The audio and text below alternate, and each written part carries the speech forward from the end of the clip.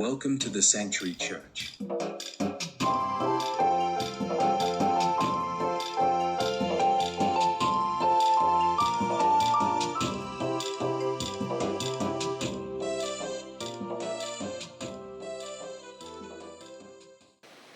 మనము we are doing a series కదా. ఏంటా series? Christ formed disciple. Cross shaped disciple తర్వాత క్రైస్ట్ ఫార్మ్డ్ డిసైపుల్ అనే సిరీస్ని మనము చేసుకుంటున్నాం. Just give a brief recap. మనము లెంట్ సీజన్ అంతా క్రాస్ షేప్డ్ డిసైపుల్షిప్ కింద తన సిలువని ఎత్తుకొని క్రీస్తుని వెంబడించటం అనేది మనము నేర్చుకున్నాం. తన సిలువని ఎత్తుకోవటం. ఎప్పుడైతే మనము క్రీస్తు సిలువని ఎత్తుకొని ఆయనను వెంబడిస్తూ ఉంటామో, యేసుక్రీస్తు ఏం చెప్పాడంటే, నా యొద్దకు రండి, నేను మీకు విశ్రాంతి కలుగజేస్తాను, నా కాడి మీ మీద తీసుకోనండి అని. ఇది సెకండ్ పార్ట్ అనమాట. First part my cross, second part ఏంటి? His yoke. Okay, so when I carry my cross and follow Jesus, God will put his yoke upon me to transform me into his likeness. Okay, so సిలువ ఎత్తుకొని క్రీస్తుని వెంబడిస్తూ ఉంటే మన మీద ఏం చేస్తాడు యేసుక్రీస్తు? తన కాడిని పెట్టి తన స్వారూప్యంలోకి మనల్ని మార్చుకుంటూ ఉంటాడు.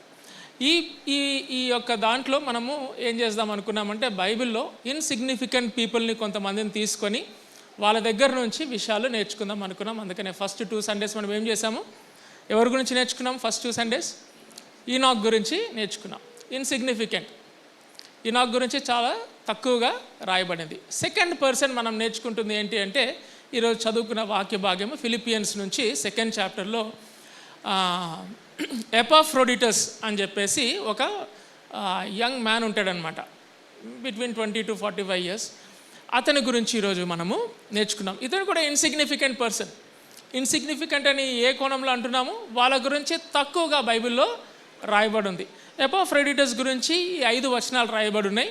దాని తర్వాత మరొక 2 వచనాలు 4వ అధ్యాయంలో, ఫిలిప్పీయులకు రాసిన పత్రిక 4వ అధ్యాయం, కేవలం 5 నుంచి 6 వచనాలు పెట్టి only 5 to 6 verses allotted to ఎపాఫ్రోడిటస్.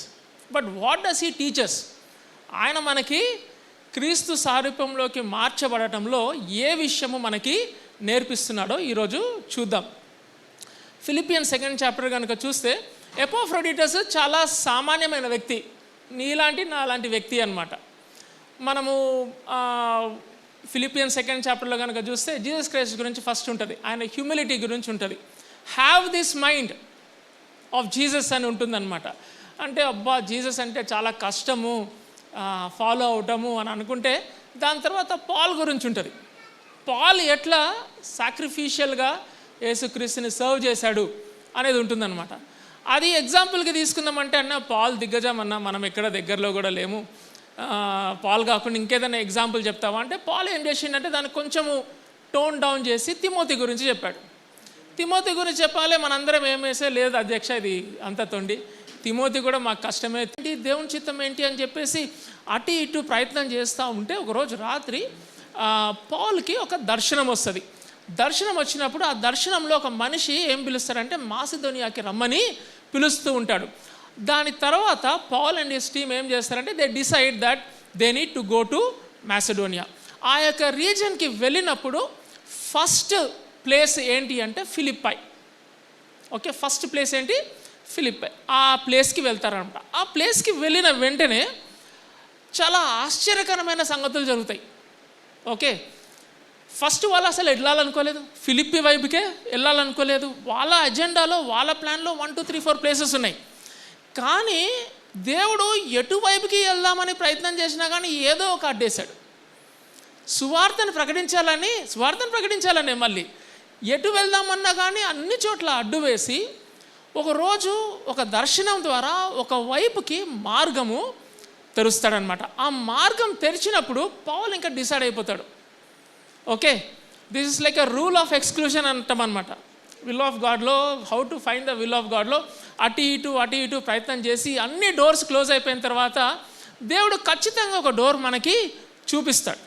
చూపించినప్పుడు ఆ డోర్ తీసుకొని మనము వెళ్ళిపోవాలి. కానీ పౌల్కి ఫిలిప్పీలో ఎవరైనా తెలుసా? ఎవరు తెలియదు. క్రితం వెళ్ళినాడా వెళ్ళిన దాఖలాలు బైబిల్లో రాసినట్టు లేదు. ఫస్ట్ టైం వెళ్తున్నాడు, ఇట్స్ అ న్యూ ప్లేస్. కానీ దేవుడు చెప్పాడని చెప్పేసి బయలుదేరుతాడనమాట. బయలుదేరి ఆ ఫిలిప్పి దగ్గరికి వెళ్ళేసరికి ఫస్ట్ ఎన్కౌంటర్ అయ్యేది లిడియా అనే ఒక women encounter. She is a very wealthy women.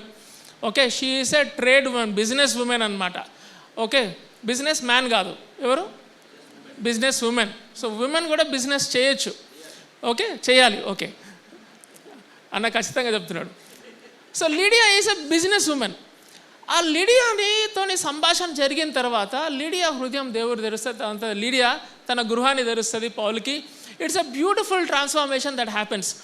ఆ లిడియాది అయిపోయిన తర్వాత నెక్స్ట్ వెంటనే దారిలో పోతూ ఉంటే ఒక స్లేవ్ ఉమెన్, ఓకే, ఒక స్లేవ్ ఉమెన్ వచ్చి ఒక పొసెస్డ్ ఉమెన్ అనమాట. ఈమె దాని ఏమంటారు, అపవిత్ర ఆత్మల ద్వారా పీడింపబడుతున్న వ్యక్తి వచ్చి పౌల్ని సతాయిస్తుంటే పౌల్ ఈ అమ్మాయిని కూడా డెలివర్ చేస్తాడనమాట. She is from a low socio economic status. Lydia ఎవరు? High profile lady. She is the second lady is a low socio economic lady. ఈమెని డెలివర్ చేస్తాడు. దాని తర్వాత గొడవ అవుతుంది. గొడవ అయిన తర్వాత వీళ్ళని తీసుకొని జైల్లో వేస్తారు. ఎవరిని?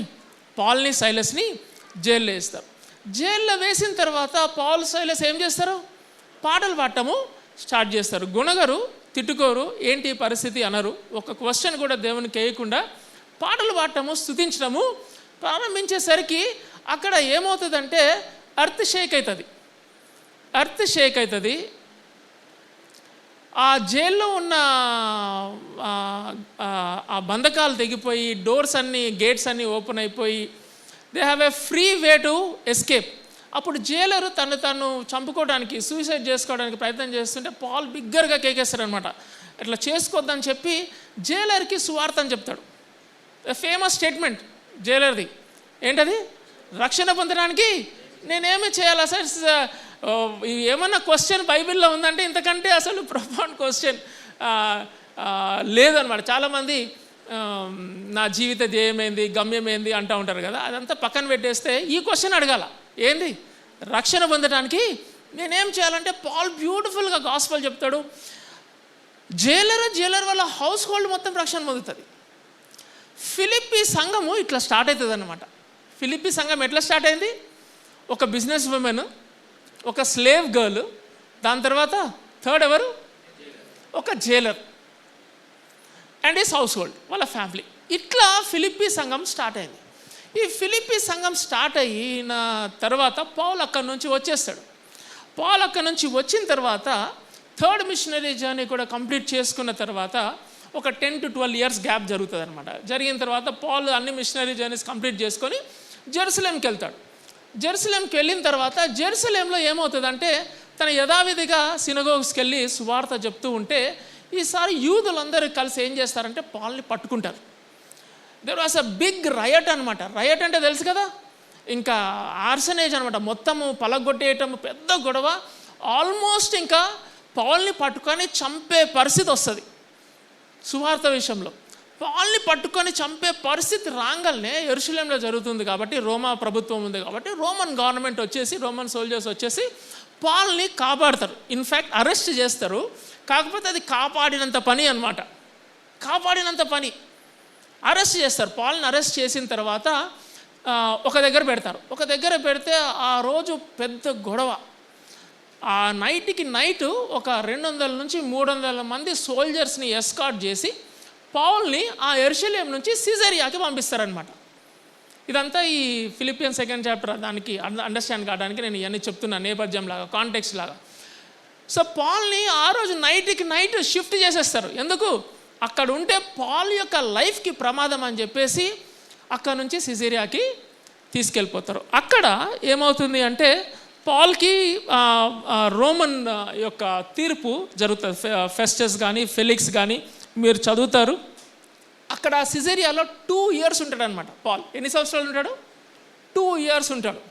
2 years ఉన్న తర్వాత అక్కడ తీర్పు జరుగుతూ ఉంటే పాల్ ఏం చేస్తాడంటే నేను రోమన్ సిటిజన్ని, నేను సీజర్కి నేను అప్పీల్ చేస్తున్నా అంటాడు అనమాట. అనగానే ఇంకా సీజర్ ఎక్కడ ఉంటాడు? రోమ్లో ఉంటాడు. సో రోమ్కి తీసుకెళ్దామని చెప్పేసి పాల్ని అక్కడి నుంచి రోమ్కి తీసుకెళ్తారనమాట. చాలామంది తత్వవేత్తలు, బైబిల్ స్కాలర్స్ ఏమంటారంటే ఇది పాల్స్ 4th మిషనరీ జర్నీ అంటారు అనమాట. ఓకే, ఇక్కడ చర్చెస్ని విజిట్ చేయలేదు కానీ పీపుల్ని విజిట్ చేసిండు.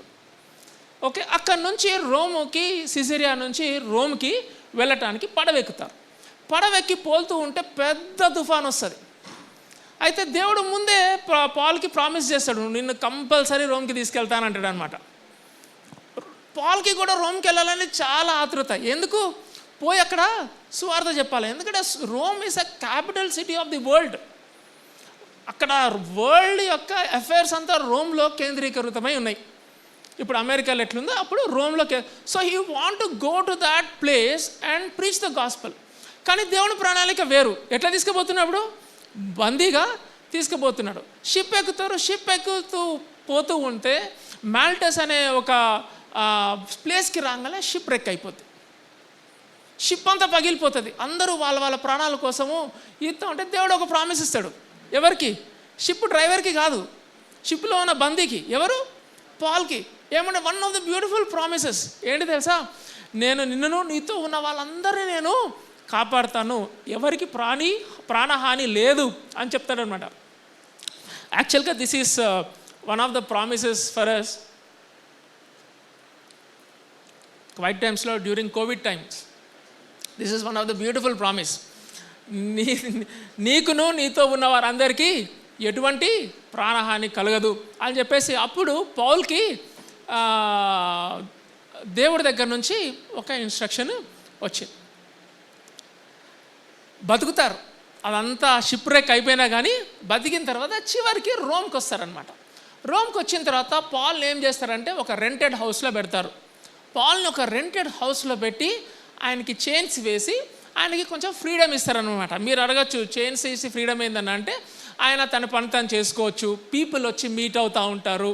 Okay, so he has freedom to share the gospel. No one was objecting or obstructing him for this task. సో ఇదంతా అవుతూ ఉంది. ఇది ఫిలిప్పీ సంఘం ఇదంతా జరుగుతూ ఉంటే ఫిలిప్పీ సంఘం ఏం చేసిందంటే ప్రతి స్టేషన్లో పాల్ యొక్క మూమెంట్స్ అంతా ట్రాక్ చేసుకుంటూ వస్తూ ఉన్నారనమాట. Paul journey. పాల్ ఫిలిప్పీ సంఘం నుంచి రోమ్కి రావడానికి మధ్యన కాల వ్యవధి ఎంత? 10 to 12 years. ఈ 12 years పాల్ ఎటుపోతున్నాడు అని చెప్పేసి కంప్లీట్గా ట్రాక్ చేస్తూ వచ్చారు. ట్రాక్ చేస్తూ వచ్చి ఏం చేశారంటే పాల్ రోమ్లో ఉన్నాడు, రోమ్లో జైల్లో పెట్టారు, బందీగా ఉంచారు అని చెప్పిన వెంటనే ఫిలిప్పీ సంఘము అందరూ కూడుకున్నారు. మళ్ళానే శాంక్చురీ చర్చ్లా కూడుకొని this is one of the biggest thing అంటే I want to share with all of you. దేవుని సేవకుడు బయట సేవ చేస్తూ కష్టాల్లో ఉన్నప్పుడు ఫస్ట్ ఆదుకోవాల్సింది ఏంటి? ఎవరు తెలుసా? సంఘం ఆదుకోవాలి. ఎవరు ఆదుకోరు. మనం అనుకుంటాం ఆయనకు ఫ్రెండ్స్ ఉంటారు కదా అని అనుకుంటాం, వాళ్ళ ఫ్యామిలీ ఉంటుంది కదా అనుకుంటాం. వాళ్ళ ఫ్రెండ్స్ ఉంటారు, ఫ్యామిలీ ఉంటారు. కానీ పాల్ లాంటి వ్యక్తులు ఊరు తిరిగి స్వార్థ చెప్తున్నప్పుడు ఫస్ట్ హెల్ప్ చేయాల్సింది ఎవరు? సంఘము హెల్ప్ చేయాలి. అన్ని సంఘాలు తిరిగాడు కదా, 3 మిషనరీ జర్నీస్లో అన్ని సంఘాలు తిరిగాడు కదా పాలు. కానీ ఒకే ఒక సంఘము పాల్ని ట్రాక్ చేస్తూ ఎక్కడ పోతున్నాడు ఈయన అవసరాలు ఏంటి అని చెప్పేసి ఆ కబుర్ తీసుకొని మరీ అవసరాలని అడ్రస్ చేసుకుంటూ వస్తున్న ఏకైక సంఘం ఏంటి అంటే ఫిలిప్పీ సంఘం. ఒకసారి చూడండి 4వ అధ్యాయము ఫిలిప్పీల పత్రిక 4వ అధ్యాయంలో చూడండి 15వ వచనం నుంచి చదువుతున్నాను చూడండి. ఫిలిప్పీయులారా, సువార్తను నేను బోధింపనారంభించి మాసిదోనియాలో నుండి వచ్చినప్పుడు ఇచ్చు విషయంలోనూ పుచ్చుకొను విషయంలోనూ మీరు తప్ప మరి ఏ సంఘపు వారును నాతో పాలివారు కాలేదని మీకే తెలియను. ఆ వర్స్ నుంచి మనము ఈ యొక్క మాట తీసుకున్నాం అన్నమాట. Which church was following Paul? It is Philippian church. పాలే చెప్తున్నాడు, ఏ సంఘం నాకు సపోర్ట్ చేయలేదంట. ఎవరు సపోర్ట్ చేశారంట? ఫిలిప్పీ సంఘమే సపోర్ట్ చేశారంట. ఇంకొక చిన్న మాట ఉంటుంది చూడండి, మీరు నాకు తెలిసి 2 కొరింథీయులకు రాసిన పత్రిక 11వ అధ్యాయం ఒకసారి తెలుస్తారా? 2 కొరింథీయులకు రాసిన పత్రిక 11వ అధ్యాయం 8-9 వచనాలు. 2 కొరింథీయులకు రాసిన పత్రిక 11వ అధ్యాయము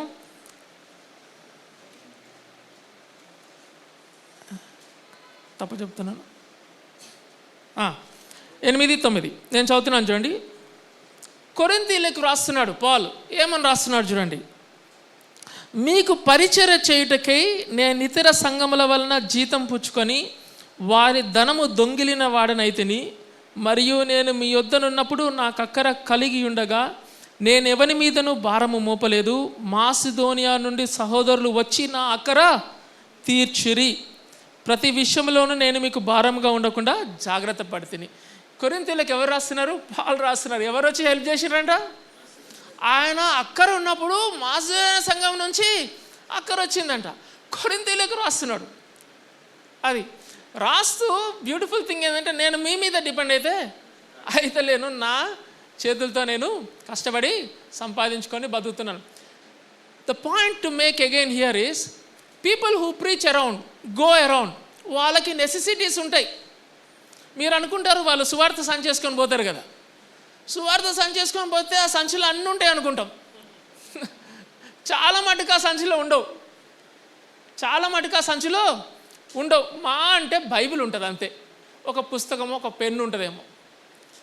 అలాంటి వాళ్ళని సంఘం ఏం చేయాలి? ట్రాక్ చేయాలి, వాళ్ళకి ఫోన్లు చేయాలి, వాళ్ళకి అవసరత ఏముంది అని తెలుసుకోవాలి. తెలుసుకొని ఏం చేయాలి? అక్కరకు రావాలి. అది సంఘం యొక్క బాధ్యత. ఫిలిప్పియన్ చర్చ్కి పాల్ ఎట్లా కమెంట్ చేస్తున్నాడంటే మిగతా వాళ్ళందరూ ముక్కు మీద వేలేసుకున్నారు. ఎందుకంటే Philippian church was tracking Paul and providing for Paul. అలా ట్రాక్ చేస్తూ ఉండగా ఏమని వచ్చింది కబురు? పాల్ని రోమాలో అరెస్ట్ చేశారని వచ్చింది. ఇంకా ఫస్ట్ ఏ సంఘము ముందుకు రావాలి? ఇప్పుడు ఏ సంఘం వస్తుంది? చరిత్ర ఏం చెప్తుంది? ఏ సంఘము హెల్ప్ చేస్తుంది? ఫిలిప్పీ సంఘం. సో ఫిలిప్పీ సంఘం ముందుకు వచ్చిందనమాట. సో ఫిలిప్పీ సంఘం ఆ రోజు చర్చ్ సర్వీస్ అయిపోయిన తర్వాత చిన్న మీటింగ్ జరిగింది. ఏంది మీటింగు? అరే పాలు ఎక్కడున్నాడు? రోమాలో ఉన్నాడు, అరెస్ట్ అయి ఉన్నాడు. మనము పాల్కి హెల్ప్ పంపించాలా? పంపిస్తూ ఉన్నాం. క్రితం కూడా మనము పంపిస్తూ ఉన్నాం, కానీ ఇప్పుడు కూడా పంపించాలి. ఒకసారి తెసలోనికలో ఉన్నప్పుడు పాల్కు ఎవరు మళ్ళీ అక్కడికి వస్తారంటే మాసిదోనియానే. ఈ ఫిలిప్పీ సంఘమే ఎవరు మళ్ళీ అక్కడికి వస్తుంది. ఓకే, మీరు కనుక డిస్టెన్స్ కనుక చూసుకుంటే ఫస్ట్ ఇది ఏమనుకున్నాము? మాసిదోనియా నుంచి ఫస్ట్, ఒక్క నిమిషం ఆగండి, I think I missed it, no problem. Okay, so there are 3 places from where Paul gets the aid from Philippi church. So Philippi చర్చ్లో మీటింగ్ అవుతుంది. మీటింగ్లో ఆ యొక్క నీడ్ని ప్రజెంట్ చేసినారు. ఏంటి నీడ్? పాల్ దగ్గరికి ఎవరు వెళ్తారు అని చెప్పేసి నీడ్ని ప్రజెంట్ చేసినారు.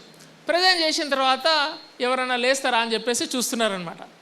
ఎవరైనా లేస్తారా అని చూస్తున్నప్పుడు ఒక వ్యక్తి లేచిండు ఆ రోజు మీటింగ్లో, రెస్పాండ్ అయిందనమాట. ద ఫస్ట్ పార్ట్ ఏంటి అంటే Epaphroditus response to go to Paul. Okay, that is the first section that we're learning today. ఆ మీటింగ్లో ఒక లేచి నేను పాల్ దగ్గరికి వెళ్తా అన్నాడు. అంటే అరే కూర్చోరా అని చెప్పినారు అనమాట. ఎందుకు తెలుసా? నీడ్ని చెప్పినప్పుడు ఛాలెంజ్ని కూడా చెప్పినారు అనమాట. ఆ ఛాలెంజ్ ఏంటి తెలుసా? ఫిలిప్పీ సంఘం నుంచి రోమ్కి దాదాపు 900 మైల్స్. ఓకే, దాదాపు ఎన్ని మైల్స్? 900 మైల్స్. కొరింథీలో ఉన్నప్పుడు కొరింథు ల్యాండ్ ద్వారా వెళ్ళిపోవచ్చు. తెస్సలోనికా ఉన్నప్పుడు తెస్సలోనికా కూడా ల్యాండ్ ద్వారా వెళ్ళొచ్చు. అన్నీ 2 నుంచి 3 గంటల ప్రయాణం, 100 to 200 మైల్స్ ప్రయాణం అంతే. కానీ రోమ్ దగ్గరకు వచ్చేసరికి 800 మైల్స్ ప్రయాణం. 800 మైల్స్ ప్రయాణంలో 25% ల్యాండ్ జర్నీ ఉంటుంది, 75% సీ జర్నీ ఉంటుంది. 25% ల్యాండ్ జర్నీ, 75% సీ జర్నీ ఉంటుంది. మరి సీ జర్నీ ఉన్నప్పుడు మరి ఎవరు లేస్తారు? ఆ ఛాలెంజ్ ఎవరు తీసుకుంటారు అన్నప్పుడు ఈ ఎపాఫ్రోడిటస్ అనే అబ్బాయి లేచాడనమాట.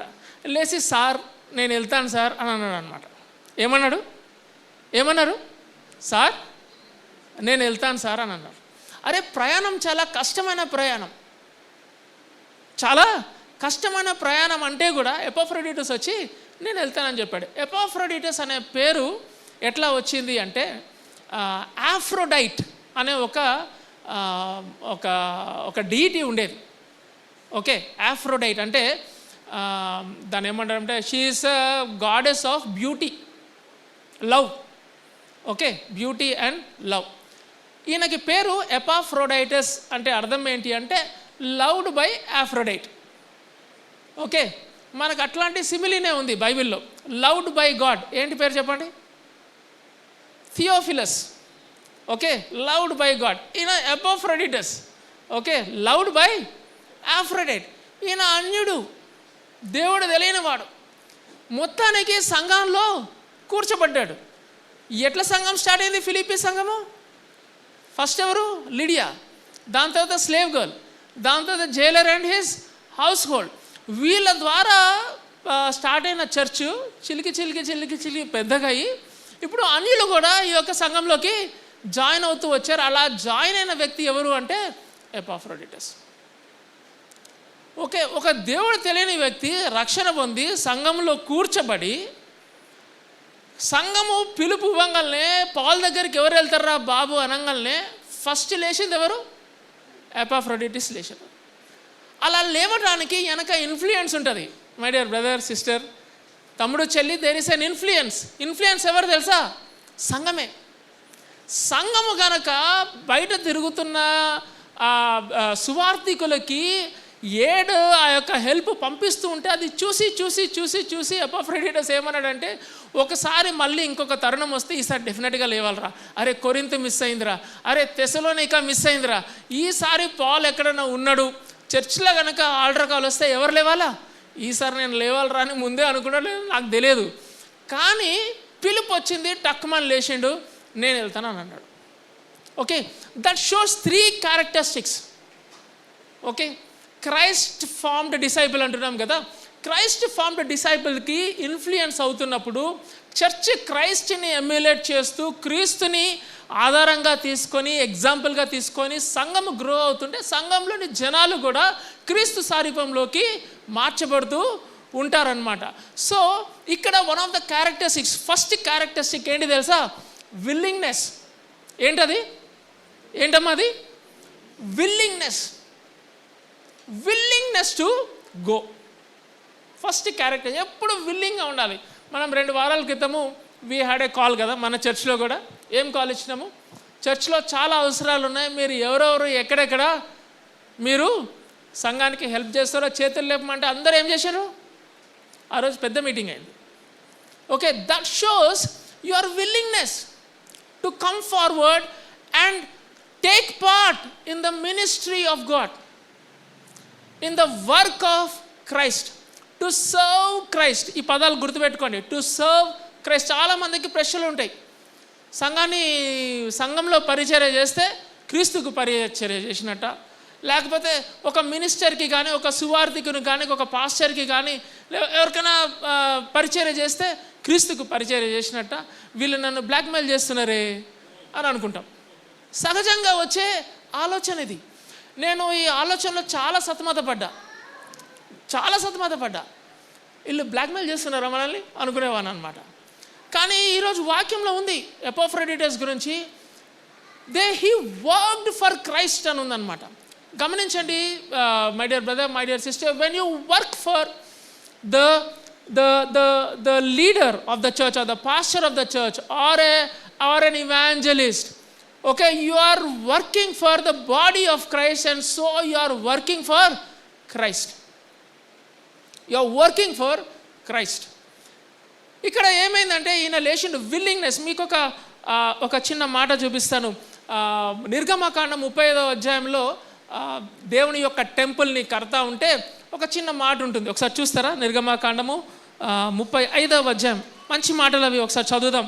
దాని తర్వాత ఇంకొక వర్స్ కూడా చూద్దాం. విల్లింగ్నెస్ గురించి మనము మాట్లాడుతున్నాం. నిర్గమకాండము 35వ అధ్యాయము 21వ వచనం చూడండి.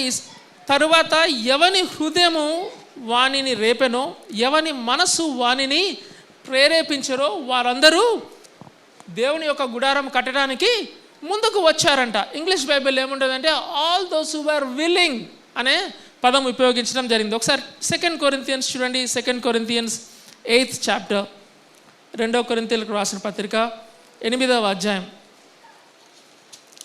2 కొరింథీయులకు రాసిన పత్రిక 8వ అధ్యాయము 12వ వచనం ఒకసారి చదువుతారా? నేను చదువుతాను చూడండి. మొదట ఒకడు సిద్ధమైన మనసు కలిగి ఉంటే శక్తికి మించి కాదు, కానీ కలిమి కొలిదియే ఇచ్చినది ప్రీతికరమగును. చూసారా? సిద్ధమైన మనసు, విల్లింగ్ మైండ్ ఉండాలి. చాలాసార్లు విల్లింగ్నెస్కి ఒక అడ్డంకి ఏముంటుందంటే, నాకంత కెపాసిటీ లేదు, నాకంత ఎబిలిటీ లేదు, నేను చేయగలుగుతానా నేను తీసుకునే పని అని చెప్పేసి సందేహం వస్తుంది ముందుకు వచ్చిన వాళ్ళకి. దేవుని పనికి పూనుకున్న వాళ్ళకి అట్లాంటి సందేహం వస్తుంది. All those come forward to willingly serve the Lord, there is always a doubt in mind. Can I do this? Is it possible for me? ఇంకో డౌట్ ఉంటుంది, దీన్ని నేను తుదముట్టించగలుగుతానా అంటే ఏంటి? Can I complete this task? ఎవరికైనా ఉందా ఇట్లాంటి భయాలు మీ హృదయాలు? ఎప్పుడైనా దేవుని పని తీసుకున్నప్పుడు చాలా భయం ఉంటుంది, కన్సర్న్ ఉంటుంది. Can I do this? Is it possible అని ఉంటుంది. కానీ బైబిల్లో చూడండి, మొదట ఒకడు సిద్ధమైన మనసు కలిగి ఉంటే శక్తికి మించి కాదు కానీ కలిమి కొలిదియే ఇచ్చినది ప్రీతికరమగును. మనము ఏదైతే లేని దాంట్లో నుంచి దేవునికి ఇచ్చినప్పుడంట, ఆ ఇచ్చినది దేవునికి ప్రీతికరంగా మారుతుందంట, దేవునికి ఇష్టంగా మారుతుందంట.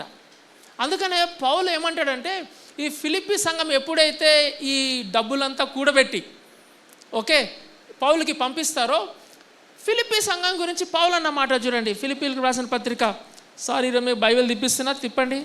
ఫిలిప్పీలకు రాసిన పత్రిక 4వ అధ్యాయంలో చిన్న మాట ఉంటుంది, ఇందాక చదువుకున్నదే, దాని యొక్క కొనసాగింపు చూద్దాం చూడండి.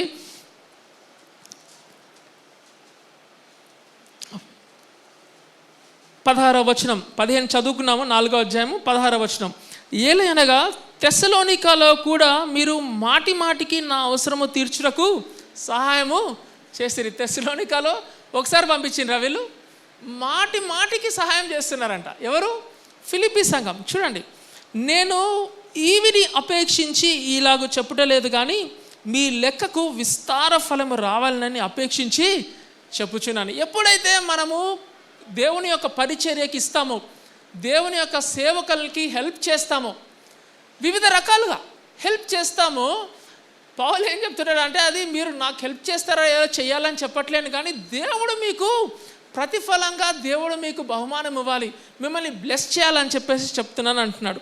18వ వచనం, నాకు సమస్తమును సమృద్ధిగా కలిగి ఉన్నది, మీరు పంపిన వస్తువులు ఎపోఫ్రోదితు వలన పుచ్చుకొని ఏమీ తక్కువ లేక ఉన్నాను. ఇప్పుడు ఈ మాట చూడండి, అవి మనోహరమైన సువాసనయు దేవునికి ప్రీతికరము ఇష్టమైన యాగమునై.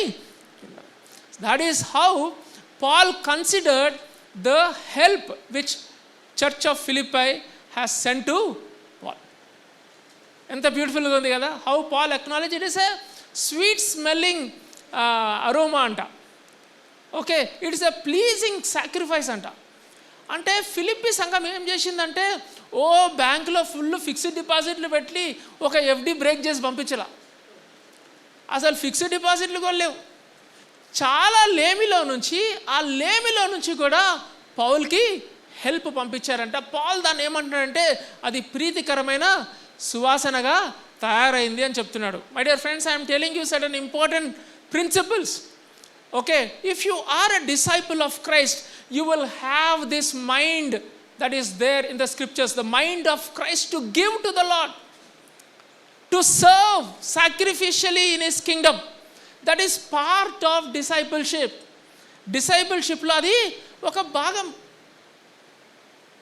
మీరు చెయ్యి ఇట్లా పట్టుకొని ఉంటే, లాస్ట్ సండే కూడా మన యొక్క మెసేజ్ ఏంటి?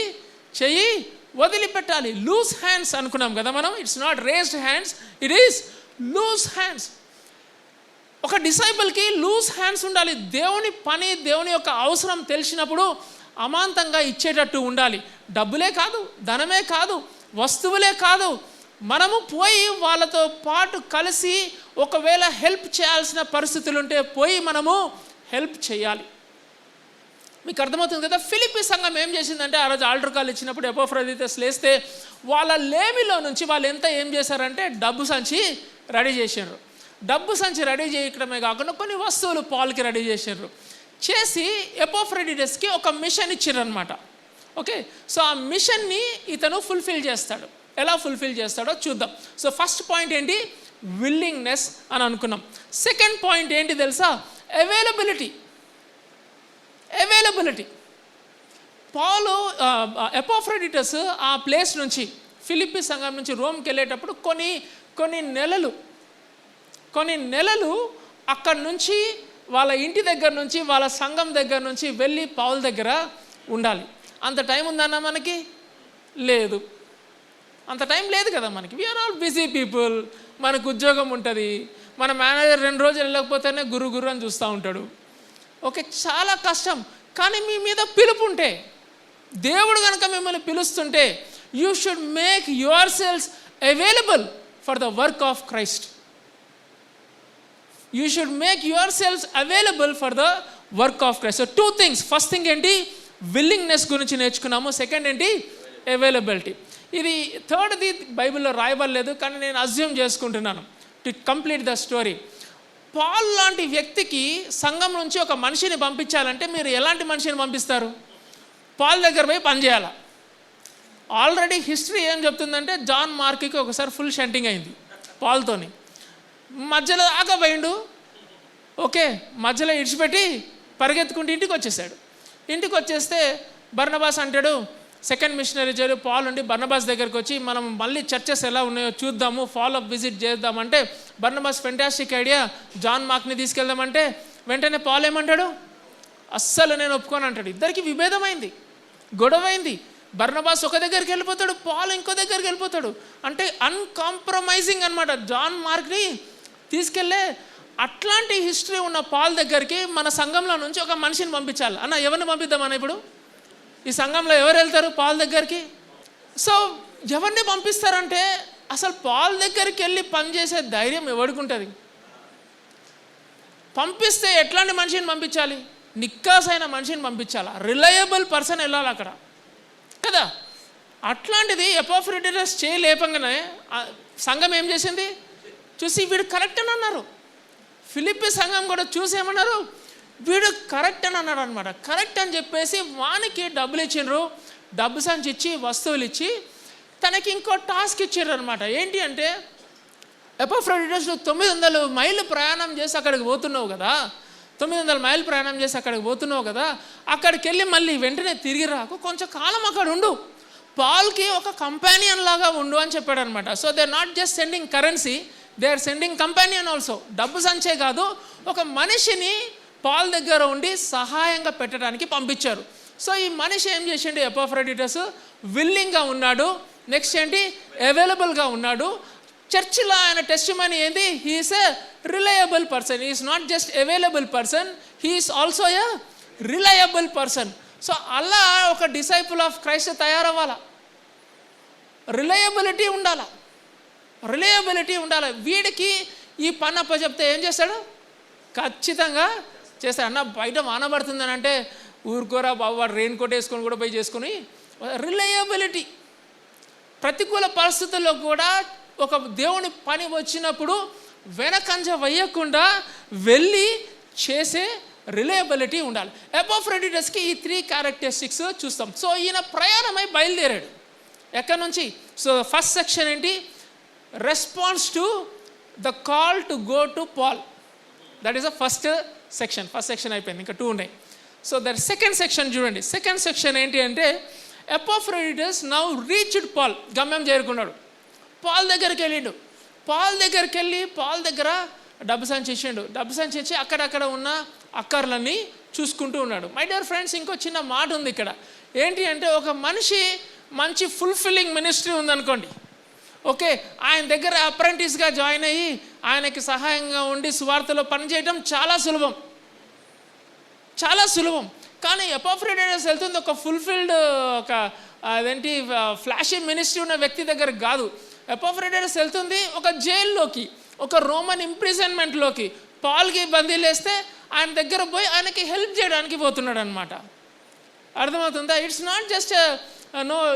Not just a flashy activity that he's doing. By the way, మనం కనుక అట్లా ప్రయాణం అయిపోతే మనము ఫిలిప్ దగ్గర నుంచి రోమ్కి వచ్చేలోపు ఇన్స్టాగ్రామ్ పోస్ట్లో ఒక 100 వెళ్తాయి. ఏంది? డబ్బు సంచితో ఒక ఫోటో, దాని తర్వాత వస్తువులతో ఒక ఫోటో, దాని తర్వాత పాల్కి ఇస్తున్నట్టు ఒక ఫోటో. ఎపాఫ్రోడిటస్ ఒక్క ఫోటో లేదు. ఎపాఫ్రోడిటస్కి ఒక్క ఫోటో లేదు. The point I'm trying to emphasis is he is not looking anywhere at any point some recognition from the people around him. ఒక్కటి లేదు, రికగ్నిషనే లేదు. ఒక చిన్న మారుమూల ఫిలిప్పీ చర్చ్, వాళ్ళే కష్టాల్లో ఉన్నారు, కష్టాల నుంచి డబ్బు ఏర్పాటు చేసినారు, మనిషిని ఏర్పాటు చేసినారు, పంపించారు. ఇతను పోయి ఎక్కడికి వెళ్ళిండు? పాల్ దగ్గరికి వెళ్ళిండు. పాల్ హౌస్ అరెస్ట్లో ఉంటే ఆయన దగ్గరికి వెళ్ళి ఆయనతో పాటు పని చేయటం మొదలుపెట్టిండనమాట. ఒకరోజు 2 రోజులు కాదు. పాల్ హౌస్ అరెస్ట్లో బైబిల్ స్కాలర్స్ ఏమంటారంటే ఆల్మోస్ట్ 2 years ఉన్నాడని ఉంటుంది. నేను అనుకున్నాను మినిమం 1 year ఉన్నాడేమో ఎపాఫ్రోడిటస్ అని అనుకుంటాను. ఇది నా ఆలోచన, బైబిల్లో రాయవలేదు. అంత టైము ఎపాఫ్రోడిటస్ పాల్తో పాటు కలిసి సువార్తలో పాల్గొన్నాడు. ఎలా పాల్గొని ఉంటాడు అంటే, ఆ యొక్క ఇంప్రిజన్మెంట్లో నుంచి పాల్ 4 letters రాశాడు. వాటిని ప్రిజన్ లెటర్స్ అంటాం. మీకు గుర్తుందా అవేంటో? మీకు అన్నీ తెలిసి ఉండాలా. ఈ చర్చ్లో ఉంటే కనుక కొంచెం బైబిల్ తెరిచి ఉండాలి మీకు. ఫస్ట్ ఇదేంటి? ఎఫేషియన్స్, దాని తర్వాత ఫిలిపియన్స్, దాని తర్వాత కొలోషియన్స్. ఈ 3 చర్చెస్కి రాసింది. దాని తర్వాత ఇండివిజువల్ లెటర్ ఫైలెమాన్. ఈ 4 letters రాశాడు. ఈ 4 letters రాస్తున్నప్పుడు ఫిలిప్పీ సంఘానికి రాసింది కూడా ఎపాఫ్రోడిటస్ ఆ యొక్క లెటర్ తీసుకొచ్చి మళ్ళీ తిరిగి ఫిలిప్పీ సంఘానికి ఇస్తాడనమాట. ఈ లెటర్స్ రాయడంలో సహాయం చేసిండు. అంతేకాకుండా ఫిలిప్పీలో 4వ అధ్యాయంలో ఏముంటుందంటే, రోమా యొక్క దాని ఏమంటారు, సీజర్ యొక్క హౌస్ హోల్డ్కి సువార్త చెప్పారంట. ఎవరు? పాల్. సువార్త చెప్తే ఎవరు హెల్ప్ చేస్తున్నారు? పక్క నుంచి ఎవరు హెల్ప్ చేస్తున్నారు? ఎపాఫ్రోడిటసే. He was there like a companion. మనం కంపానియన్గా ఉంటున్నప్పుడు మీరు గమనించండి, 4th characteristic, 2nd పాయింట్లో ఎపాఫ్రోడిటస్ రీచ్డ్ పాల్. 4th characteristic ఒక డిసైపుల్కి ఉండాల్సింది, సాక్రిఫిషియల్ సర్వీస్లో డిసైపుల్కి ఉండాల్సిన 4th characteristic ఏంటి అంటే కమిట్మెంట్. కమిట్మెంట్ ఉండాలి. చాలాసార్లు మనకి మొమెంటరీ ఎంతూజియాజం ఉంటుంది. పిలుపు రాగానే ఏం చేస్తాం? ఆ రోజు పాస్టర్ అన్న వెనుక బ్యాక్గ్రౌండ్ మ్యూజిక్ పెట్టిండు, పాట పాడుతున్నారు, దాని తర్వాత నువ్వు నీ జీవితాన్ని సమర్పించుకుంటావా దేవునికి అంటే ఇట్లా గుండెకాయలా పంప్ అవుతా ఉంది, టంగ్ మని ఎవడో స్ప్రింగ్స్ పెట్టినట్టు లేచి నిలబడ్డావు. దాని తర్వాత పాట అయిపోయింది. పాస్టర్ లేడు ముందు, ఇంటికి వెళ్ళిపోయినావు. ఇంట్లో ఎవరున్నారు? ఇంట్లో పోరుంది.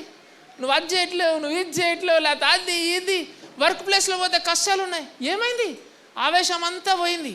అరే ఏంద్రా నువ్వు చేయలేపినావు కదా అంటే, అన్న మళ్ళీ ఒకసారి పాట పాడతారా అన్నాను.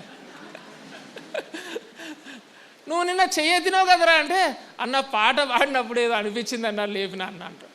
It is not a momentary enthusiasm. Paul దగ్గరికి వెళ్ళి ఒక సంవత్సరం ఉన్నారా ఆయనతో పాటు కూర్చొని ఆయన సువార్తలో పనిచేయాలంటే ఇట్ రిక్వైర్స్ కమిట్మెంట్. మీరు ఒకసారి చూడండి, బైబిల్లో ఉంటుంది, అందరికీ ఇది తెలిసిన వాక్యమే. దేవుడు చూస్తూ ఉంటాడంట కమిటెడ్ పీపుల్ కోసం. ఒకసారి 2 Chronicles 2వ దినవృత్తాంతంలో 16వ అధ్యాయం చదువుదాం. మనందరికీ తెలుసు, కొంతమంది కంటత కూడా వచ్చి వాక్యము. 2వ దినవృత్తాంతంలో 16వ అధ్యాయము 9వ వచనం చూడండి. తన ఎడల యథార్థ హృదయము గలవారిని బలపరచుటకై యెహోవా కనుదృష్టి లోకమందంతటా సంచారము చేయుచున్నది. కమిటెడ్ పీపుల్ కోసము దేవుని కళ్ళంట లోకమంతా సంచారం చేస్తూ ఉంటాయంట. ఇంకొక వాక్యం చూడండి, 1 కొరింథీయులకు రాసిన పత్రిక 15వ అధ్యాయం. 1 కొరింథీయులకు రాసిన పత్రిక 15వ అధ్యాయం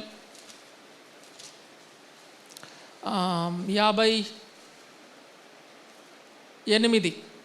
కాగా నా ప్రియ సహోదరులారా, మీ ప్రయాసము ప్రభువునందు వ్యర్థము కాదని ఎరిగి స్థిరులను కదలిని వారును ప్రభువు కార్యాభివృద్ధి అందు ఎప్పటికీ ఆసక్తులై కదలిని వారుగా ఉండాలా, కన్సిస్టెంట్గా ఉండాలా. కమిట్మెంట్ అంటే రిపీటెడ్ కన్సిస్టెన్సీ. అది ఓకే. కన్సిస్టెన్సీ అంటే ఏంటి? రిపీటెడ్ థింగ్స్ మళ్ళీ చేయటం. సో కమిటెడ్ పీపుల్ కావాలి. Epaphroditus was so committed that he went there. ఇంకా ఆయన కమిట్మెంట్కి డెఫినేషన్ బైబిల్ ఏమని రాయబడి ఉందంటే, ఆయనంట అలా పౌలుతోని వర్క్ చేస్తూ ఉంటే పౌలు ఆయన గురించి ఒక ప్రొఫైల్ రాశాడు. ఓకే, మనకి ప్రొఫైలింగ్ ఉంటుంది కదా, నీ గురించి నువ్వు ప్రొఫైల్ రాసుకోరా నీకు ఉద్యోగం వస్తుంది అంటే, ఇప్పుడు ఇవాళ రేపు అందరు ChatGPTకి పోతున్నారు ప్రొఫైల్ రైటర్ని. కానీ పౌలు చాలా బ్యూటిఫుల్గా మనం చదువుకుంది Philippians 2nd chapter 25-30 is a profile, Paul's profile for Epaphroditus. Paul was profiling Epaphroditus like that. ఏమని చెప్తున్నాడు అంటే, ఫస్ట్ మాట 5 ఉంటాయి ప్రొఫైలింగ్లో. పౌలు ఏం చెప్తున్నాడు చూడండి ఒకసారి చూద్దామా. ఫిలిప్పీలకు రాసిన పత్రిక 2వ అధ్యాయం 25వ వచనం చూడండి ఏమనుందో. 5 టైటిల్స్ ఉంటాయి. 5 టైటిల్స్ ఏంటి అంటే, ఒకటి నా సహోదరుడు, he is my brother. Okay, he is my brother in Christ, he is my brother in Christ. Next పదం చూడండి, ఏమన్నాడు, నా తోటి పనివాడు. అసలు ఎపాఫ్రోడిటస్కి ఇది ఒక బ్యాడ్జ్ లాంటిది. పౌలు వచ్చాడరా చేసాడరా వెళ్ళిపోయాడరా లే, హీఈస్ మై కో వర్కర్ అంటున్నాడు అనమాట. హీఈస్ మై ఫెలో వర్కర్ అనంటే అసలు ఎపాఫ్రోడిటస్కి it's a stamp of approval from Paul. అంటే పాల్ దగ్గరికి వెళ్ళి అట్లా పనిచేసిండు అనమాట. Is my fellow worker. My dear friends, ఇంకోటి గమనించండి, సువార్థికులకి, ఓకే, చర్చ్ పాస్టర్స్కి, లీడర్స్కి కంపానియన్స్ అవసరం. గుర్తుపెట్టుకోండి. మీరు ఎవరన్నా అడగండి, they will be the loneliest people on the earth. మీరు సువార్థికులతో మాట్లాడండి. మనం అనుకుంటే అరే అచ్చో ఎంత అది ఇది అనుకుంటాం కదా, ఏముండదు అక్కడ, అంతా పులిహారే. అంతా అయిపోయిన తర్వాత నువ్వు ఒక్కసారి లోపలికి హృదయంలో కనుక చూసుకుంటే పక్కన ఎవ్వరు లేరు అనిపిస్తుంది. ఇంకొక ఆశ కనిపిస్తుంది, ఏం తెలుసా, పక్కన ఒకడు ఉంటే ఎంత బాగుండు అనిపిస్తుంది. అంటే పాల్కి ఎవరున్నారు, పాల్ ఏం చెప్తున్నాడు, హీస్ మై కో వర్కర్ అంటున్నాడు. పక్కన ఉండి నాతో పాటు నాతో కూడా పనిచేస్తారని చెప్తున్నాడు. 3rd ప్రొఫైలింగ్లో ఏమంటున్నాడంటే, హీఈస్ మై ఫెలో సోల్జర్, నా తోటి యోధుడు. ఏం యోధుడో నాకు అర్థం కాలేదు, ఏం ఫైట్ చేసిండో ఎపాఫ్రోడిటస్ నాకు తెలియదు, బైబిల్లో రికార్డ్ చేయబడలేదు. కానీ I believe there was so much of opposition when Paul was preaching from that prison. ఆ హౌస్ అరెస్ట్లో నుంచి ప్రీచ్ చేస్తున్నప్పుడు there could be so much of opposition. ఆ అపోజిషన్ అంతా తట్టుకొని నిలబడి, ఆ ప్రతికూల సమయాలంతా తట్టుకొని నిలబడి ఎపాఫ్రోడిటస్ పౌల్తో పాటు కూడా సేవ చేశాడు. కాబట్టి ఆయనని సోల్జర్ లాగా చెప్తున్నాడు అన్నమాట. Is my fellow soldier, I'm a soldier, he is my fellow soldier. బైబిల్లో బ్యూటిఫుల్గా ఉంటుంది. ఒకసారి సౌలు అను ఫిలిస్తీన్లు యుద్ధం జరుగుతూ ఉంటే సౌలు ఒక చెట్టు కింద కూర్చొని గజగజ వణిగిపోతూ ఉంటాడు. చలికి కాదు, భయానికి వణిగిపోతూ ఉంటే ఎవరికి చెప్పకుండా ఎవరు వెళ్తారో తెలుసా, యోనాతాన్ వెళ్తాడు. యోనాతాన్ ఆయన ఆర్మర్ బేరర్ వెళ్తాడు అనమాట. యోనాతాన్ ఏమంటాడంటే ఆర్మర్ బేరర్కి, అరే మన ఇద్దరం పోయి యుద్ధం చేసి వద్దాం రారా అని అంటే, పోదాం అని అంటాడు అనమాట. ఎవరు, ఆర్మర్ బేరర్. ఇద్దరే వెళ్తారు. ఒక యుద్ధం గెలవడానికి మంది అక్కర్లేదు, ఇద్దరు వెళ్ళి ఆ రోజు యుద్ధం గెలుచుకొని వస్తారు. We need a fellow companion, we need a person who walks with us. The other side of the story ఏం తెలుసా, చాలామంది లీడర్స్ ఎట్లుంటారంటే ఒంటెత్తుపోతూ ఉంటారనమాట. నేనే, ఇక నా పక్కన ఎవడు ఉండకూడదు. ఓకే, వాడు ముందు నడుస్తున్నాడు అనుకోండి, ఈయనకి ఎవరు కనిపించకూడదు. వాడు కెమెరామెన్కి కూడా అంతే చెప్తాడు, అసలు ఎవరు ఉండకూడదు అని అంటారు అనమాట. చాలా డేంజర్ అది. అట్లా మనం సువార్త చేయలేం, దేవుని పని అసలు అట్లా చేయలేం. That is not what Bible is teaching అస్.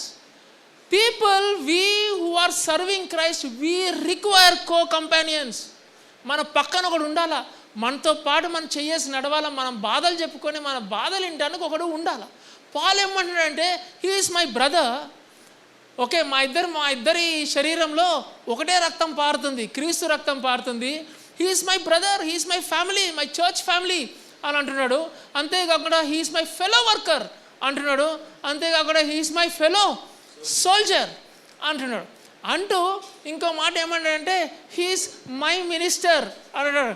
నాకు మినిస్టర్ చేయడానికి ఎంత తగ్గింపు స్వభావం కావాలంటే ఆ మాట వలకడానికి, ఇవాళ రేపు ఎవ్వడు వలకడు ఆ మాట. అంత సహాయం తీసుకుంటారు, వచ్చిన సహాయం అంతా తీసుకుంటారు, కానీ తిరిగి అరే నేను అక్కర్లో ఉన్నప్పుడు వాడు వచ్చి నాకు సహాయం చేశాడన్న మాట నోట్లో నుంచి రాదు. పాల్ ఏమంటున్నాడంటే హీఈస్ మై మినిస్టర్. నాకు అక్కర ఉండింది, అక్కర ఉండిందని చెప్తే ఏమవుతుందన్నా? ఇవాళ రేపు క్రిస్టియన్డంలా వీక్నెస్ అన్నది చెప్పకూడదు. అక్కర ఉందని చెప్తే అయ్యా ఏం మినిస్టర్, దేవుని మీద ఆధారపడ్డాయినా అని అంటారు అనమాట. అక్కర ఉంటుంది, సువార్థికునికి అక్కర ఉంటుంది. ఆ అక్కరని తీర్చడానికి వచ్చినప్పుడు అరే he minister to my need అని చెప్తున్నాడు పాల్. He is my minister. మీ మినిస్టరో కాదో తెలియదు కానీ హీఈస్ మై, నా అక్కర్ని తీర్చిన వ్యక్తి అని చెప్తున్నాడు. అంతేకాకుండా ప్రొఫైలింగ్లో 5th పాయింట్ ఏమంటాడంటే హీఈస్ యువర్ మెసెంజర్ అంటాడు అనమాట. He is your messenger. ఇంకా మీరు ఫిలిప్పీలకు రాసిన పత్రిక 5వ అధ్యాయం లాస్ట్లో కనుక చదివితే ఏమంటాడంటే మీరు చేయలేనిది మీ దగ్గర డెఫిషియెంట్గా ఉన్నది, మీరందరూ నా దగ్గరికి రాలేరు కదా, మీరు ఒక ప్రతినిధిని ఎంచుకున్నారు కదా, ఆయన నా దగ్గరికి పంపించారు కదా, ఆయన మిమ్మల్ని అందరినీ రిప్రజెంట్ చేస్తున్నాడు అని అంటున్నారు అనమాట. ఫిలిప్పీ సంఘం కూడా తగ్గేదిలే, అంతా వాళ్ళని రిప్రజెంట్ చేయడానికి ఒక మనిషి వచ్చాడు. ఎవరు? ఎపాఫ్రోడిటస్ వచ్చాడు. So there are 5 profiling things. First thing ఏంటి? My brother, same blood flows in both of our bodies, the blood of Christ. Second thing ఏమన్నాడు? He is my fellow worker. నాతో పాటు పని చేశాడు. వీడు మొన్ననే వచ్చాడు కాదు, మొన్ననే వచ్చినా కానీ నాతో పాటు పనిచేశాడు. థర్డ్ థింగ్ ఏంటి? He is my fellow.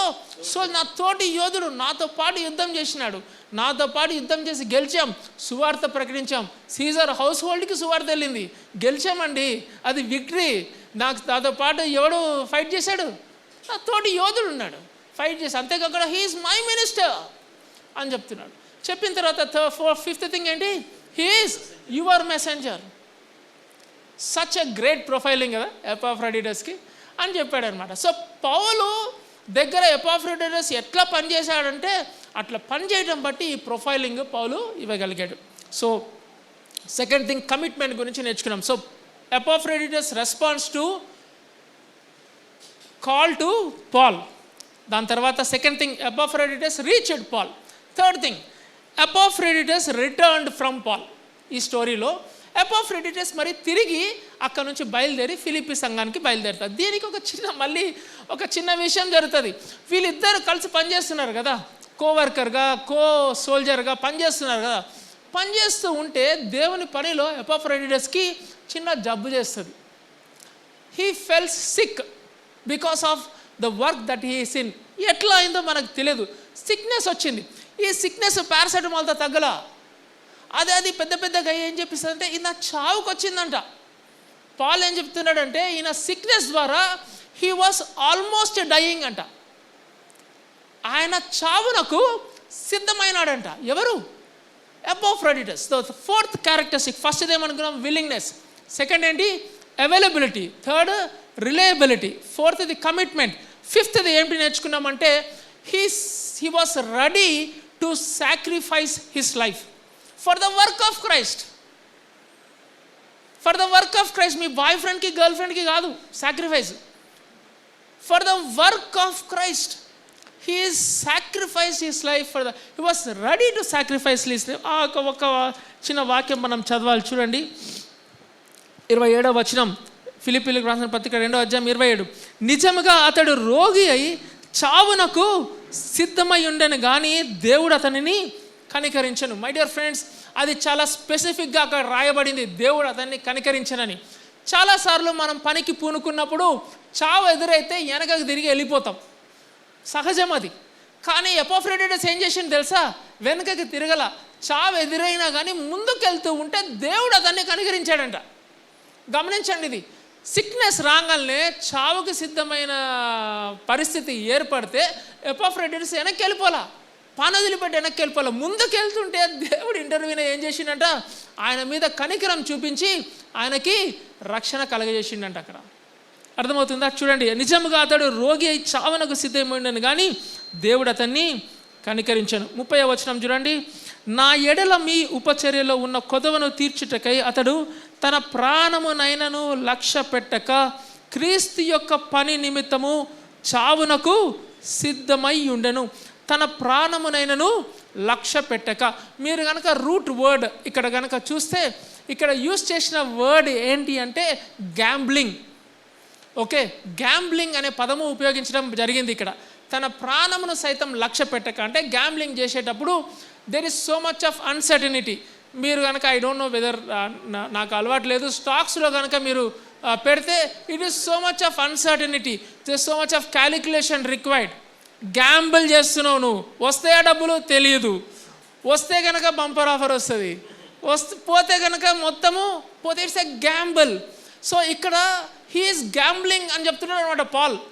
ఏం ఎపాఫ్రోడిటస్ ఏం గ్యాంబుల్ చేస్తున్నాడు? క్రీస్తు యొక్క పనికి, తన ప్రాణానికి గ్యాంబ్లింగ్ ఆడుతున్నాడంట. He is a gambler for God, he is a gambler for God. ఆయన యొక్క ఆ పరిస్థితి వచ్చినప్పుడు what was he gambling?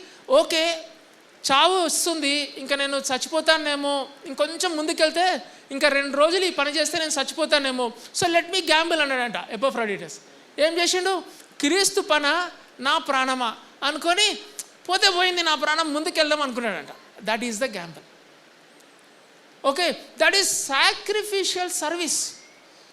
He was ready to sacrifice his own life for the work of Christ. My dear friends, disciple of Christ ఏం చేస్తారు తెలుసా? సిలువను ఎత్తుకుంటాడు, యేసుని వెంబడిస్తాడు. యేసుని వెంబడిస్తున్నప్పుడు యేసు తన కాడిని పెడతాడు ఆయన మీద. ఆయన కాడిని పెట్టి నా దగ్గర నేర్చుకున్న కాడి చాలా సులువు అని చెప్తూ ఉంటే, ఆయన కాడిని మోసుకునేటప్పుడు మనకి క్రీస్తులో నుంచి అవలంబించే ఒక కొత్త క్యారెక్టరిస్టిక్స్ ఏంటి అంటే, సాక్రిఫిషియల్గా క్రీస్తు పనిని చేపట్టి సర్వీస్ చేయటం. This is the characteristic that we are discussing today. Sacrificial service for the work of Christ. ఎంతవరకు? చావునకు సిద్ధమైనా సరే నేను ముందుకెళ్ళి పని చేస్తాను అని చెప్పిన. He became a gambler for God. ఇంకా బ్యూటిఫుల్ థింగ్ ఇక్కడ, ఇది ఒక్కటి చెప్పి నేను I think we complete all those 5 verses. ఇంకా బ్యూటిఫుల్ థింగ్, అయితే ఈయనకి జబ్బు చేసింది, ఈయనకి చావుకు సిద్ధంగా ఉన్నాడని చెప్పేసి ఫిలిప్పీ సంఘానికి కబురు అందుతుందంట. ఫిలిప్పీ సంఘానికి కబురు అందిందని ఎపాఫ్రోడిటస్కి తెలుస్తుందంట. ఎపాఫ్రోడిటస్కి ఫిలిప్పీ సంఘానికి ఈయనకి బాగలేదని చెప్పేసి వాళ్ళు బాధపడుతున్నారని ఈయన బాధపడటం మొదలు పెడతాడు. జాగ్రత్తగా వినండి, మీరు చూస్తే వీడికి మెడిసిన్స్ అవసరమేమో అనుకుంటారు. Okay, just imagine, there is a beautiful concept here. Try to understand about the life of Epaphroditus. Epaphroditus sick అయిందంట. ఈయన సిక్ అయిందని చెప్పేసి ఫిలిప్పీ సంఘానికి తెలిసి ఫిలిప్పీ సంఘము ఈయన గురించి కన్సర్నింగ్గా ఉన్నారంట. ఫిలిప్పీ సంఘం ఈయన గురించి కన్సర్నింగ్గా ఉన్నారని చెప్పేసి చెక్. ఫిలిప్పీ సంఘం ఈయన గురించి కన్సర్నింగ్గా ఉన్నారని చెప్పేసి ఎపాఫ్రోడిటస్ కన్సర్నింగ్గా ఉండటం మొదలుపెట్టాడంట. ఎపాఫ్రోడిటస్ కన్సర్నింగ్గా ఉన్నాడని చెప్పేసి పాల్ కన్సర్నింగ్గా తయారైపోయాడంట. ఇదంతా ఒక విషయస్ సైకిల్ లాగా తయారైపోయింది. మీకు అర్థమైందా? ఫస్ట్ ఎవరికి జబ్బు చేసింది? ఎపాఫ్రోడిటస్. కన్సర్న్ ఎవరికి వచ్చింది? ఫస్ట్ ఫిలిప్పీ సంఘం. ఫిలిప్పీ సంఘం ఎపాఫ్రోడిటస్ గురించి బాధపడుతున్నారని ఎపాఫ్రోడిటస్కి తెలిసి ఎపాఫ్రోడిటస్ కన్సర్నింగ్గా తయారైపోయినాడు. ఎపాఫ్రోడిటస్ కన్సర్నింగ్ ఉన్నాడని పక్కన పాల్ చూసి, అరే వీడేంట్రా బాబు ఇంత కన్సర్నింగ్గా ఉన్నాడని చెప్పేసి పాల్ యాంగ్షియస్గా ఫీల్ అవటము మొదలు పెడతారంట. ఇదంతా జరుగుతున్నప్పుడు పాల్ అందుకనే రాస్తాడు స్టార్టింగ్ 25th verse. ఇదంతా జరుగుతుంది కాబట్టి 25th verse పాల్ ఏమంటాడు చూడండి. మరియు నా సహోదరుడు నా తోడి నా దూత నా అవసరం మీ వద్దకు పంపుట అగత్యమని అనుకోండిని. I felt necessary to send to you Epaphroditus. Why it was necessary? Because there is a vicious cycle of concern and love. Vicious cycle of concern and love. My dear friends, this tells about Philippian church. Beautiful characteristics of Philippian. This church was knitted, bonded by love. ఎపాఫ్రోడిటస్ అక్కడ నుంచి వచ్చాడే కానీ మొత్తం ప్రాణం ఎక్కడుంది? ఇక్కడ ఉంది. ఈయనకు జబ్బు చేసిందని చెప్పేసి వాళ్ళు బాధపడుతున్నారని ఈయన బాధపడుతున్నాడని పౌలు బాధపడి మొత్తానికి ఒక కాంప్లెక్స్ సర్కిల్ అయిపోయేసరికి, అరే నువ్వు ఇంకా పోవాలరా ఇక్కడికి అని అన్నాడు అనమాట. First Epaphroditus he was sick. Second he was home sick. For ఇంకా నేను వెళ్ళాలా పాలు, ఇక నా వల్ల కాదు, నాకు బాగాలేదన్నా, వాళ్ళు బాధపడుతున్నాను, వదిలిపెడతావా లేదా అంటే పాల్ ఈసారి ఏం చేసిండంటే జాన్ మార్క్ లాగా తిట్టలా, వీడు నాకు అక్కలేదు, వీడు కూడా మళ్ళీ మధ్యలో వదిలిపెట్టిపోతున్నాడని చెప్పలా. పాల్ ఏమన్నాడంటే he fulfilled his ministry here with me, he is a faithful servant అని చెప్పిండు అనమాట. పాల్ యొక్క అప్రూవల్ అది. He is a faithful servant, he has accomplish his ministry with me now I'm sending you to him అని చెప్పి ఒక beautiful మాట అంటాడు. ఇలాంటి వ్యక్తులని ఘనపరచాలి. ఏమనుందండి? ఇలాంటి వ్యక్తుల్ని ఘనపరచండి. ఇన్సిగ్నిఫికెంట్ పర్సన్, రికగ్నిషన్ కోరుకొని పర్సన్, ఒక పని చేస్తుంటే ఈ పని చేస్తే నాకు రికగ్నిషన్ వస్తుంది అనే ఒక ఆలోచన లేకుండా దేవుని పనికి పూనుకున్న వ్యక్తి పాల్ ఏమంటున్నాడంటే ఇలాంటి వ్యక్తులండి మనం సన్మానించాలి అని చెప్తున్నాడు. అలాంటి వ్యక్తుల్ని మనము సన్మానించాలి. సో ఫిలిపియన్ చర్చ్ మధ్యలో అబార్ట్ చేసి వస్తున్నాడేమో అనుకుంటారని చెప్పేసి పాల్ ఏమంటాడంటే no no no, he has done a fantastic job. He is my coworker, he is my brother, he is my co soldier, okay, he is my minister. ఎట్లా పనిచేసిండు తెలుసా? Philippi church మీరు ఖతర్నాక్ మనిషిని పంపించిండ్రు బా, అదిరిపోయే మనిషిని పంపించిండ్రు. ఈయన చావుకు కూడా సిద్ధమైండు, దేవుని పని కొరకు చావునకు కూడా సిద్ధమైండు. ఈయన మీ గురించి చాలా హోమ్సిక్ ఉన్నాడు, మీ దగ్గరికి పంపించడము ఆవశ్యకము. కాబట్టి ఆయన వచ్చినప్పుడు మీరు ఏం చేయాలా? ఆయనని ఘనపరచండి అని చెప్పి ఆ రోజు ఇంకా 2 రోజుల్లో ప్రయాణం అవుతారనగా పాల్ కూర్చొని ఫిలిపియన్స్కి ఈ 4 చాప్టర్స్ లెటర్ రాసిండ్రు. లెటర్ రాసి ఎవరికి ఇచ్చిండ్రు? ఎపాఫ్రోడిటస్కి ఇస్తే ఎపాఫ్రోడిటస్ మళ్ళీ 900 మైళ్ళు హ్యాపీగా ఈసారి పోయి ఫిలిపి చర్చికి చదివితే ఫిలిపి చర్చి లెటర్ అంతా చదువుకొని they felt very very encouraged and they are very happy that they have a brother in their church by name what?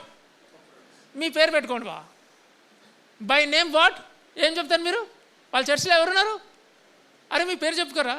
వాళ్ళ చర్చిలో సాల్మన్ ఉన్నాడంట, రెడీ ఉన్నాడంట, పోయిండంట, అకంప్లిష్ చేసుకొని జయంతో వచ్చిండంట. Is a faithful servant. అందుకనే జీసస్ క్రైస్ట్ అంటాడు, my dear friends, task complete చేయడం అనేది ఒక సర్వెంట్ మీద ఉన్న భారము కాదు. ఎంత ఫెయిత్ఫుల్గా ఈ సర్వెంట్ ప్రభువుని సర్వ్ చేశాడనేదే కొలబద్ద. నువ్వు కంప్లీట్ చేసావా లేదా చూడడు దేవుడు, నువ్వు ఫెయిత్ఫుల్గా చేసావా లేదా చూస్తాడు. కంప్లీట్నెస్ వస్తుంది అది తర్వాత, కానీ దేవుడు కొలబద్దలో ఫస్ట్ క్యారెక్టరిస్టిక్ ఏం చూస్తాడంటే నువ్వు ఎంత ఫెయిత్ఫుల్గా నువ్వు తీసుకున్న పనిని, క్రీస్తు పనిని నువ్వు చేసావు అని చెప్తాడు.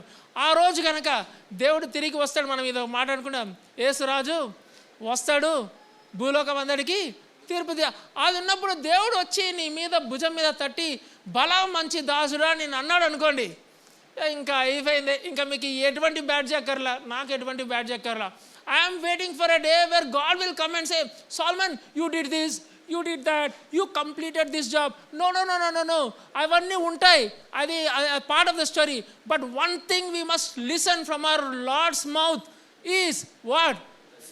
గుడ్ అండ్ ఫెయిత్ఫుల్ సర్వెంట్, బలా మంచి దాసుడా అని మనల్ని అనాలి. అలా మనం ఉంటామా? అది డిసైపుల్షిప్లో one of the characteristic. Christ like disciple, Christ formed డిసైపుల్లో ఈ డిసైపుల్ ఏం చేస్తారు తెలుసా? దేవుని పని ఉంటే లేచి ముందుకొచ్చి దేవుని పని మీద తన చేయి పెడతాడు. సువార్థికులకు అక్కరుంటే ముందుకొచ్చి అక్కర్లు తీరుస్తాడు. చావునకు సిద్ధమవుతాడు, అయినా కానీ ముందుకెళ్తాడు. అట్లాంటి పరిస్థితులు వచ్చినప్పుడు గ్యాంబుల్ చేస్తాడు. గ్యాంబ్లింగ్ ఏం చేస్తాడు? తన ప్రాణానికి, క్రీస్తు పనికి గ్యాంబ్లింగ్ చేసినప్పుడు తన ప్రాణాన్ని పెట్టడానికి ముందుకు వస్తాడు. Will you be that gambler for God today? Will you gamble your life for the work of Christ today? Is the challenge God is giving us. May the Lord bless this word. Let us all look to the Lord in prayer. ప్రేమ నమ్మకం గల మా ప్రియ పరలోకపు తండ్రి, ప్రభువా ఈరోజు మాతో మాట్లాడినందుకు వందనాలు. బలా మంచి దాసుడా అని అనిపించుకోవటానికి ప్రభువా మమ్మల్ని తయారు చేయండి. ఈరోజు విల్లింగ్గా ఉండడానికి, అవైలబుల్గా ఉండటానికి ప్రభువా సహాయం దయచేయండి. ఏదైనా పని తీసుకున్నప్పుడు ప్రభువా కమిటెడ్గా ఉండడానికి కృప దయచేయండి. అవసరం వచ్చినప్పుడు సాక్రిఫిషియల్గా ఉండటానికి కృప దయచేయండి. తుదకు ప్రభువా మేమందరము ఫెయిత్ఫుల్ సర్వెంట్స్ లాగా మీతో అనిపించుకోవటానికి కృప దయచేయమని క్రీస్తు యేసు నామముపేట ప్రార్థించి అడిగి వేడుకొంచున్నాం తండ్రి, ఆమేన్.